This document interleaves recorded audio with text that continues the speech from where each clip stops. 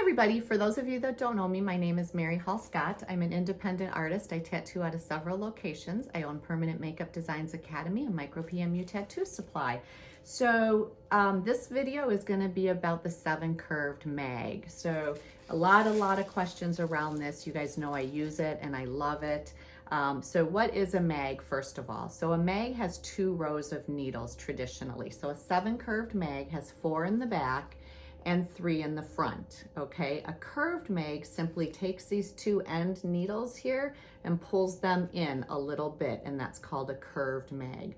The reason I like the curved mag is just for me personally, these needles aren't out as far and I don't feel like I snag the skin. I like those needles brought in, and so you've got 2 rows. So if you looked at it, it's rows like this, 4 in the back and 3 in the front, okay? What do I use the curved mag for? I love them for eyebrows. I love them for lips. I know that the 1RL, the Pendulum, the whipping, all that kind of stuff is really popular, but I have to tell you, you know, old school tattooing, 7 needles put pigment in a lot faster than 1.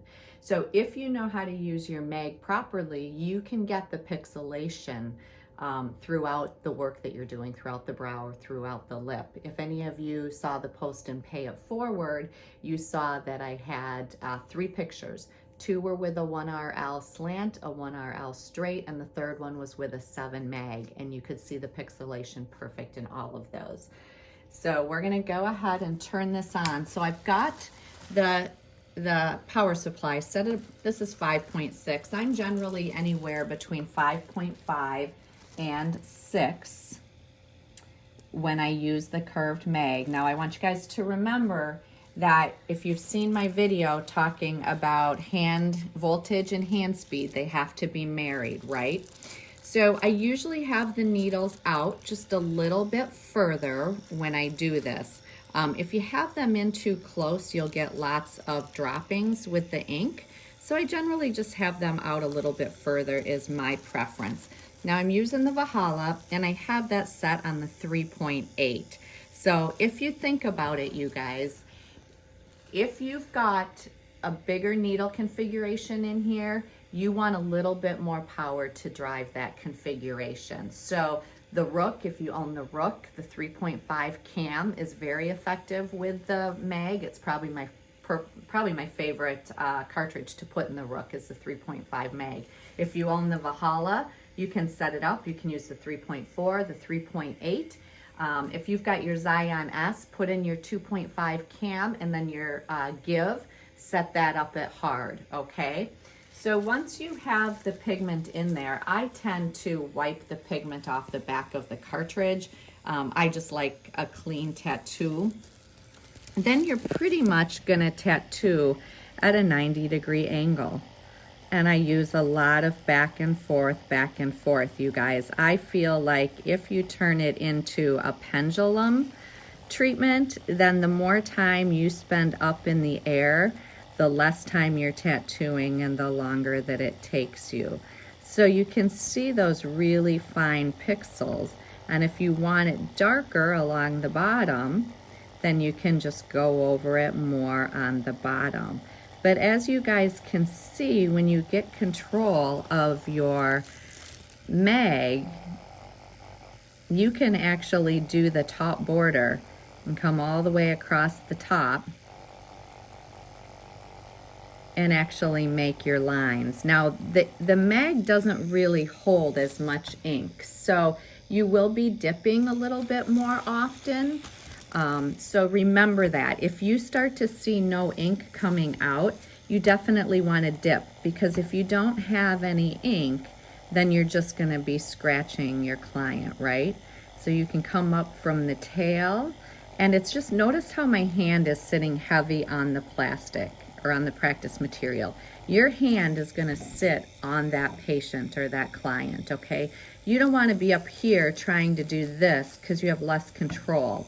You don't want to be balancing on your pinky because you have less control. And of course, you're going to have your stretch, right? So you want to be right down on that patient. And then you really, you guys, you just let the mag do the work, okay? You just simply move kind of in a wrist movement back and forth, and you can see those pixels, okay?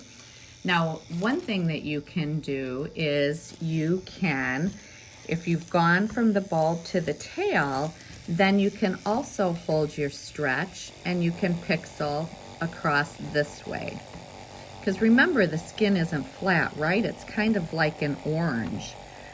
And you can kind of go towards the tail.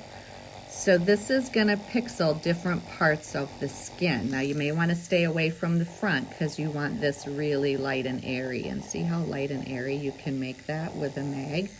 The other thing that I like to do with the mag, you guys, is literally use it like a rake. So I'm gonna put it as if I had a rake, and if I have maybe hair on this brow, but a few places I think just need to be filled back in, you can literally just use it like a rake and come right through the brow and actually put in some little hair strokes with it. So it's really, really super versatile. So remember, you can go from bulb to tail, okay?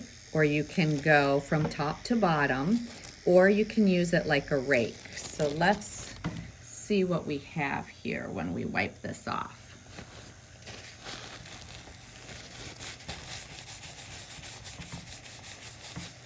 So look at all that ink, you guys. With the rake, I went a little bit outside of my bottom border there, but that was what, 2 minutes, a minute, just going back and forth.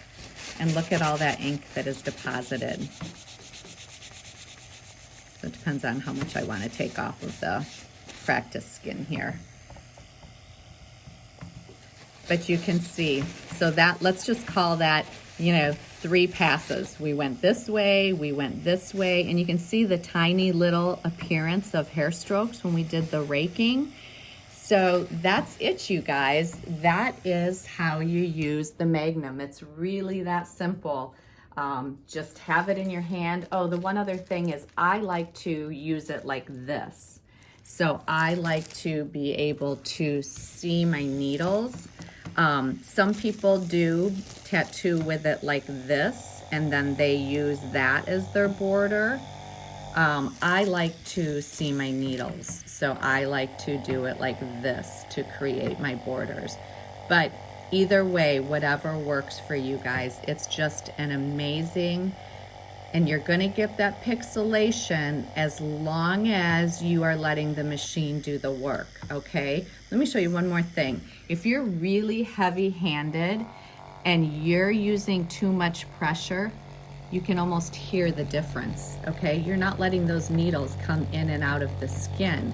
And what you're doing is you're actually scratching that skin as you take that needle back and forth across there, versus if you just let that needle do its job. No pressure, just let it go in and out of the skin and let it create the pixels, okay? Let's take the ink off of this one here. I just wanna show you what happens. I see a lot of your pictures, you guys, and in the end, the skin is red, okay? And then it's like, oh, is this gonna stay? Is this gonna stay? Well, I know how to use the mag, so this one actually looks pretty good. But look at the difference in the ink I deposited. This one was with pressure, and this one was without pressure.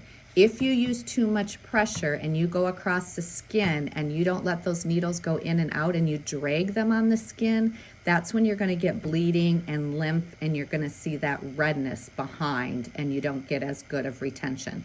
So see how this could be the bottom and this could be the bulb or the top of the brow? The mags, you guys, are just absolutely amazing. So that's a 7 curved mag. We have it available on the Micro PMU Tattoo Supply site. And of course, you guys know that you can always contact me with any questions. So thanks, Winter. Can I show them you real quick? Can you say hi? Hi. That's my granddaughter, you guys. So thanks so much. Hope you enjoyed the video. Bye.